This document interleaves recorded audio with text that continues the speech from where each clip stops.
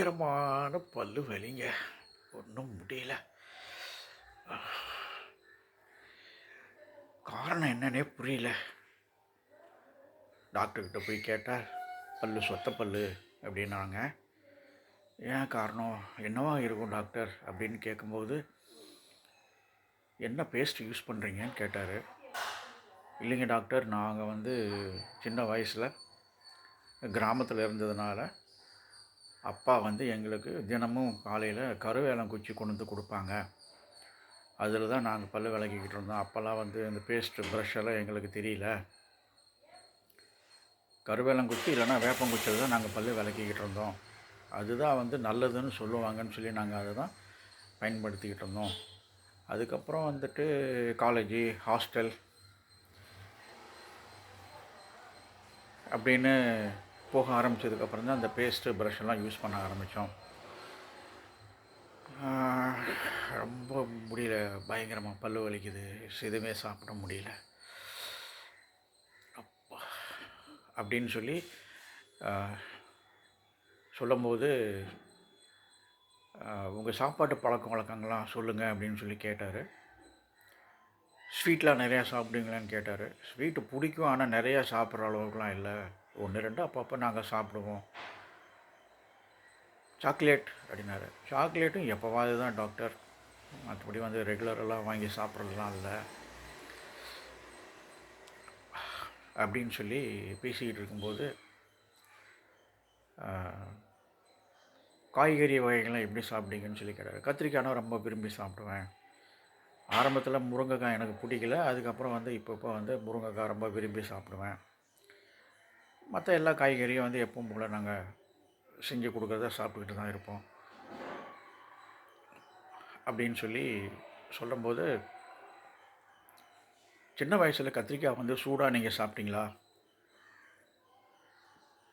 அப்படின்னாரு. ஆமாம் டாக்டர் அப்படின்னேன்.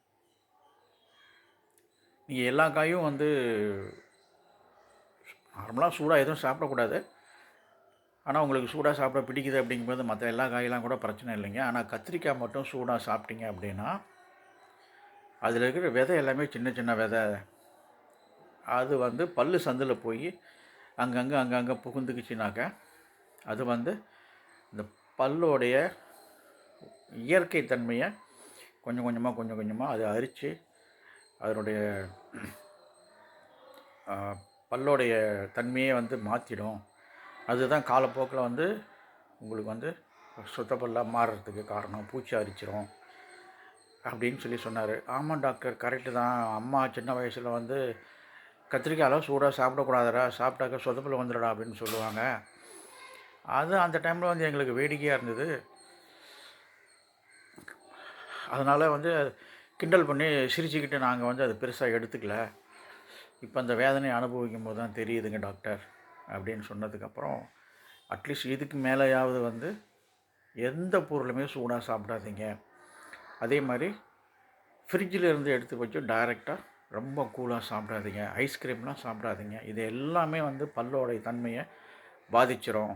அதனால தான் இந்த சொத்து பல்ல வர்றது, பல் சீக்கிரமாக விழுந்துடுறது, இதெல்லாம் நமக்கு இடர்பாடாக இருக்கும் அப்படின்னு சொன்னார். பட்டதுக்கப்புறம் சூரிய நமஸ்காரம். அநேகமாக 2 பல் எடுக்க வேண்டி இருக்கும்னு சொல்கிறாரு, தெரியல, பார்க்கலாம். என் பொண்ணும் பல் டாக்டர் தான், அவகிட்டையும் கேட்டேன். டாடி, என்ன டாடி இப்படி பண்ணி வச்சுருக்கிறீங்க, இருங்க டாடி அப்படின்னு சொல்லிட்டு இப்போது அவகிட்ட தான் ட்ரீட்மெண்ட் எடுத்துக்கிட்டு இருக்கிறேன். தயவுசெய்து உறவுகளே, இதுக்கு மேலேயாவது நீங்களும் சரி, உங்கள் குழந்தைங்களும் சரி, உங்கள் பேர குழந்தைங்களும் சரி, எந்த பொருளையும் வாய் பொறுக்க முடியாத சூட்டோடு சாப்பிடாதீங்க. அதே மாதிரி ரொம்ப குளிர்ச்சியான பொருளையும் சாப்பிடாதீங்க.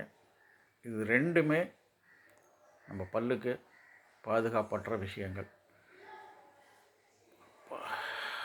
என்னோடய வேதனை என்னோடையே இருக்கட்டும், எல்லாத்துக்கும் தெரியணுங்கிறதுக்காக தான் இந்த வீடியோ பதிவு.